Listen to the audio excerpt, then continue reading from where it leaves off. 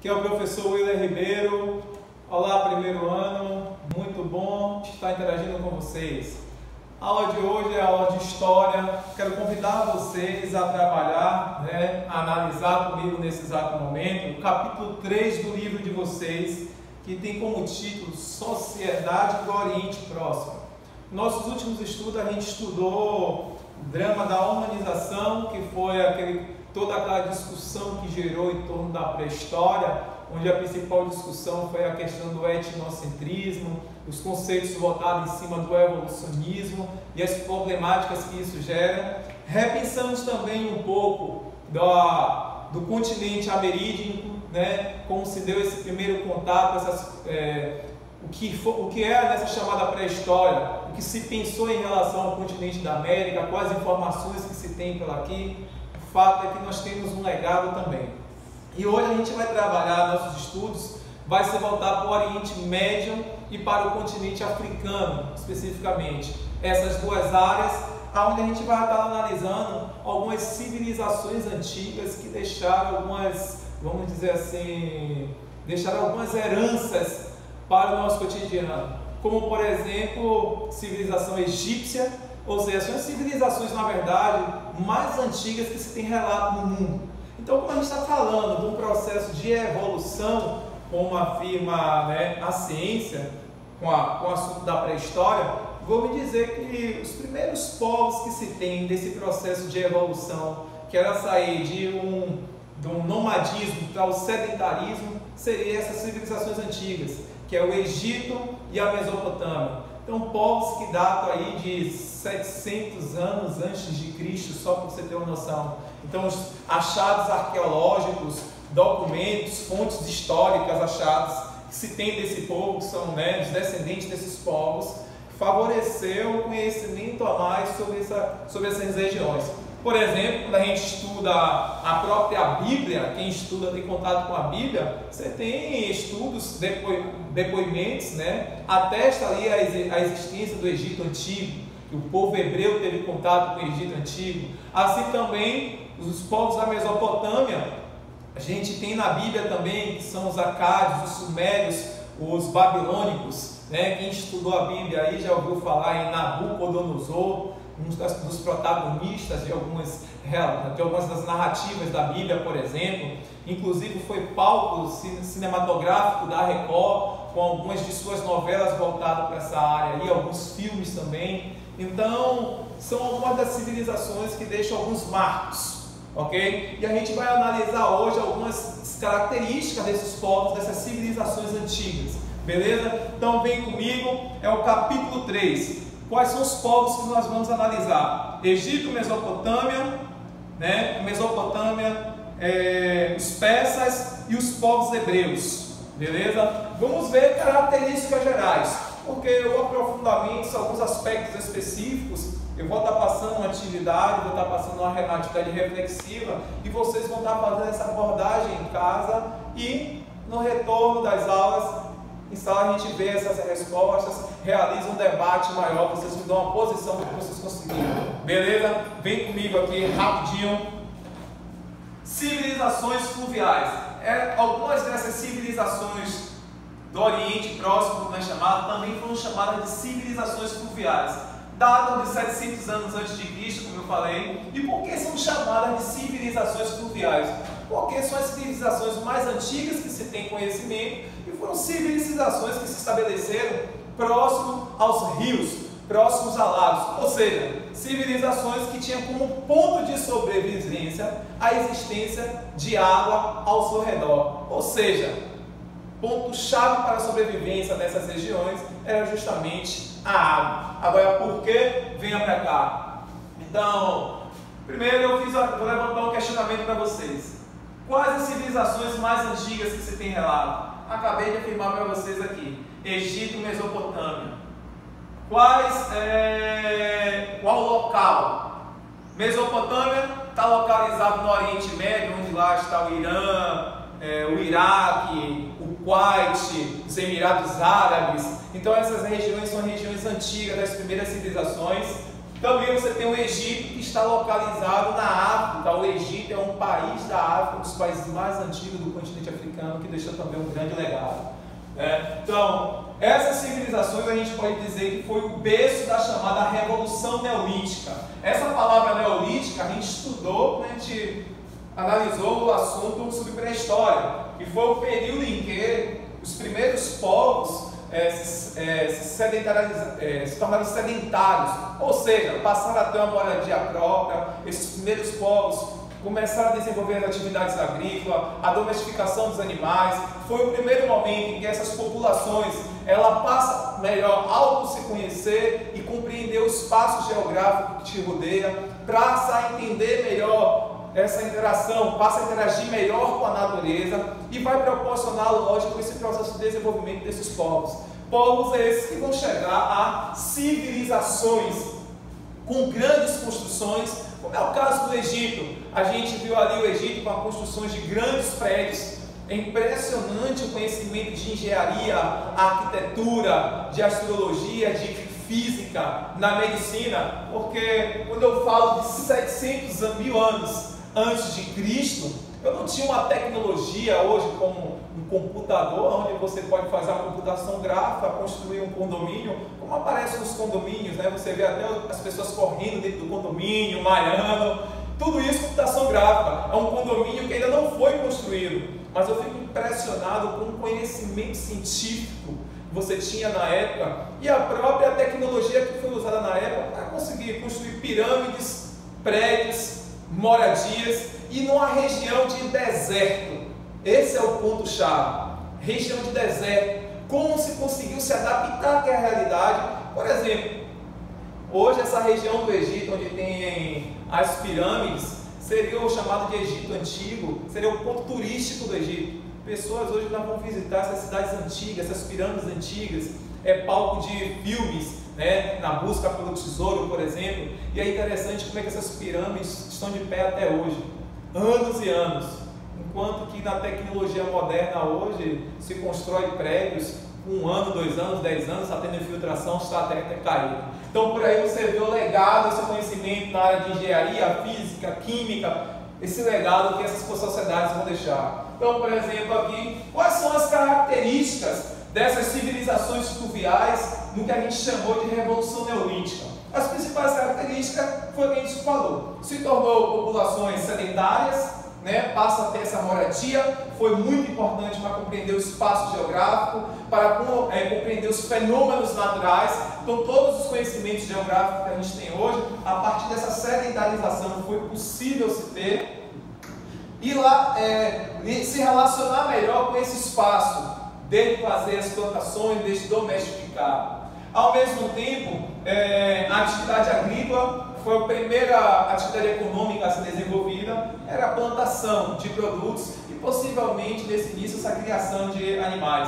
Então nessa atividade agrícola eles produziam excedente, ou seja, mais do que precisava para sobreviver. O que vai propiciar aí também o quê? Um aumento de população, porque quando as pessoas passam a produzir mais, passam a armazenar mais, se alimentam melhor, passam a viver mais e ao mesmo tempo há um aumento dessa população, ok? O aumento da população vai propiciar, né, o surgimento das primeiras cidades, dos primeiros estados. Então, essas civilizações elas se localizaram na região chamada de Crescente Fértil. Por que Crescente Fértil? Como eu falei, eram civilizações fluviais. Então, eram áreas, regiões marcadas por grandes bacias hidrográficas. O exemplo do Egito com o Rio Nilo, muito conhecido. No Oriente Médio você tinha o Rio Jordão, Rio Tigre e Rio Eufrates. São algumas das principais bacias hidrográficas, ou seja, bacias hidrográficas são os grandes rios que você tem, que servem hoje para abastecer cidades e países.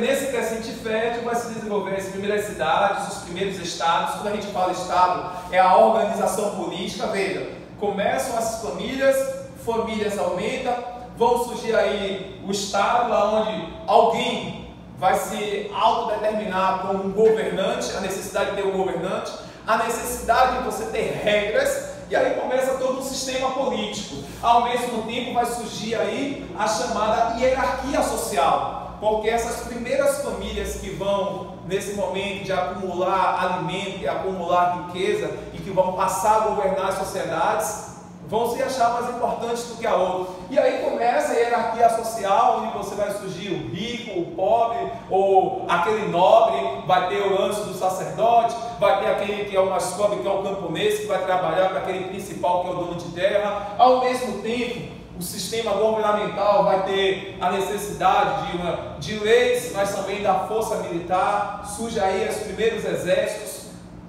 ou seja, toda uma estrutura. Ao mesmo tempo, a gente vai ter aí, de importância para essas civilizações antigas, é o papel da religião, que vai determinar o sentido da vida, porque essas primeiras civilizações, a religião estava relacionada aos elementos da natureza. Então, Deus da chuva, Deus da produção, Deus da fertilidade. Então, outra característica que a gente tem aí, que eram povos politeístas, acreditavam em vários deuses, e era em torno desses deuses que explicava o seu surgimento e o sentido da vida para eles, o papel que eles tinham aqui na terra e para onde esses povos iriam. Ok? Então vamos aqui. Dois povos que vão se destacar nesse primeiro momento são os povos da Mesopotâmia, localizados, como eu falei, no Oriente Médio, Irã, Iraque, Afeganistão, Kuwait, Emirados Árabes, onde está para ocorrer hoje a Copa do Mundo, onde hoje, economicamente, geograficamente falando, o lugar do petróleo no mundo, berço do petróleo no mundo, ok? Gás natural e outras riquezas. Então esse local no passado foi palco de muitas guerras, na briga por territórios, porque nesse momento a água era um fator fundamental para a sobrevivência, e ao mesmo tempo essa região da chamada Mesopotâmia, no Crescente Fértil, ela era responsável por muitas riquezas. Então vários povos, pelo menos 5 povos, como os acádios, assírios, babilônicos, vão entrar em determinados momentos, vão entrar em constantes conflitos para obter as melhores terras, os melhores territórios, porque os melhores territórios propiciavam melhores condições de vida. Ou seja, a Mesopotâmia tem outra característica: não houve unificação de cidades-estados, ou seja, eram povos independentes, eles estavam ligados por uma questão religiosa ou por questões de tradição, mas que não formavam um estado. O que eu quero dizer, por exemplo, no Brasil hoje você tem vários estados: Bahia, Pernambuco, São Paulo, Minas Gerais e assim sucessivamente. Só que nós somos uma federação, ou seja, todos os estados unidos em torno de um único governo, que é o que forma o Brasil. Aqui não. É como se cada estado do Brasil, cada um tivesse o seu governo, tivesse a sua lei. Por isso não houve unificação. Uma outra característica desses povos da Mesopotâmia vai ser aí o politeísmo, a crença em vários deuses. Também vai ter um governo chamado teocrático. Teocrático porque o rei, ao mesmo tempo que ele era um governante, ele era um sacerdote, era um representante de Deus na terra. Então era um ser inquestionável. Era o juiz, era quem criava as leis, quem ditava as leis, quem decidia sobre a vida das pessoas. Era considerado um ser especial na crença dessas populações. Outro destaque é para o Egito, localizado na África. O Egito está localizado no segundo deserto maior do mundo, né? O segundo maior deserto do mundo, que é o deserto do Saara. E no deserto do Saara é por onde passam uma das maiores bacias hidrográficas do mundo, que é o Rio Nilo, que corta praticamente quase todo o continente africano e que abastece regiões da África. O Egito data aí de mais de 4.000 anos antes de Cristo, os últimos relatos que se tem. Ao contrário da Mesopotâmia, formou um estado unificado, ou seja, toda aquela região se tornou em torno de um único país, que virou o Egito. O governo também era um governo teocrático, onde o rei, o faraó, ele era um deus. Uma sociedade desigual e hierarquizada, ou seja, você tinha lá o faraó, você tinha os nobres, você tinha o exército, você tinha os sacerdotes, você tinha os escribas, você tinha a população no geral, que eram os chamados camponeses. Então era uma sociedade hierarquizada e era uma sociedade desigual. Por exemplo, 80% da população era analfabeta no Egito, ou seja, ler e escrever era algo à parte, era para pessoas especiais. E no Egito você tinha os escribas, que eram os responsáveis por fazer os relatos, eram os responsáveis por escrever a história do Egito, por fazer todas as transcrições. A religião, como eu falei, era isso. No Egito, a crença era na imortalidade. Eles acreditavam na vida após a morte, acreditavam que a vida aqui nessa terra era apenas uma passagem, ou seja, o que seria uma transição para um outro momento de vida. Então, a morte para eles não significava uma coisa ruim. Claro, dependendo de como você fosse aqui na terra e também do porte que você tinha. Se você tivesse dinheiro, você ia passar bem para outra vida. Mas se você era um camponês coitado, a vida provavelmente na próxima vida ainda seria difícil. Então, eles eram politeístas, os deuses estavam associados à força da natureza, então relacionado à terra, à água, deusa da fertilidade. Uma outra característica, uma curiosidade, esses deuses do Egito, eles tinham personificação humana com de animal. Então, por exemplo, tinha um corpo de humano, a cabeça de um gato, poderia ter um corpo de humano e a cabeça de um leão. Então, havia significado nisso aí. Outra curiosidade era que o processo de mumificação, que era realizado no Egito, esse processo de mumificação era justamente esse processo de transição de uma vida para outra. E as pirâmides, na verdade, era o local onde se enterravam os faraós, esses grandes nobres, e com eles as riquezas deles, que era a ideia de passagem para o novo mundo. Era essa lógica. Outra informação que a gente pode trazer aqui são sobre outros povos, como por exemplo os povos hebreus. Qual é o grande legado dos hebreus? Seria o monoteísmo. Os hebreus são conhecidos como o povo de Deus, é o chamado povo de Jeová, o povo da Bíblia. Então, quando você estuda a Bíblia, você está estudando esse povo hebreu. E o grande legado desse povo é que ele foi um povo, segundo a narrativa bíblica, que foi chamado por Deus para levar Deus, a mensagem de Deus para outros lugares. E compreender a história desse povo é entender um pouco da narrativa bíblica ali, aquele momento da Bíblia do Velho Testamento. Um povo que teve seu momento de sedentarização e teve seu momento também de nomadismo. O povo hebreu teve contato tanto com o povo egípcio como com o povo da Mesopotâmia. Não teve um estado, passou por 3 momentos. Um momento de político, onde você tinha os juízes, que eram os mais velhos, que decidiam a vida. Quem assistiu aquele filme sobre Moisés, que passou na Record, percebe isso, onde você tinha líderes. Passou por um momento de reinado, onde você tinha os reis. Os 2 mais famosos que a gente conhece na história dos hebreus é o rei Salomão, por sua sabedoria, e o rei Davi, por exemplo. E passou por outro momento, que foi o momento de sacerdote, que foi o primeiro momento com Moisés, Abraão, Moisés, os patriarcas que conduziram esse povo. Então, o marco desse povo vai ser justamente essa trajetória, em busca da terra prometida. E o principal legado é que foi o primeiro povo monoteísta, acreditava em um único Deus. Só chamando a atenção, outro povo que a gente vai detalhar aí são os fenícios e os povos persas. Incrível como povos, os fenícios se destacam aí por ser povos imperialistas, conquistadores, vão dominar várias regiões da África, do próprio Oriente Médio e regiões da Europa. São povos militares e que dominavam. Aí tinha uma característica. Qual era a principal característica? Eles invadiam regiões, dominavam esses povos, mas não destruíam esses povos. Esses povos abasteciam o seu território, então eles se sustentavam a partir desse processo de dominação imperialista. E os persas, o grande destaque é que na antiguidade vai descobrir as navegações, vão ser grandes navegadores e vão se sustentar, diferente desses povos que era através da agricultura, vão se manter através do comércio marítimo. E os conhecimentos de navegação marítima, que, por exemplo, os europeus no século XVI, parte dos conhecimentos que vai ter para começar a expansão marítima europeia, vai vir dessa antiguidade, dos povos persas, por exemplo. Então, fica aqui essa pequena revisão, essa pequena estudo sobre esses povos da antiguidade. Conto com vocês no capítulo 3 e vou deixar a missão para vocês aí. Uma atividade, quem tiver o livro, vai fazer a atividade aí que está localizada no livro de história de vocês, a página 42 e a página 43.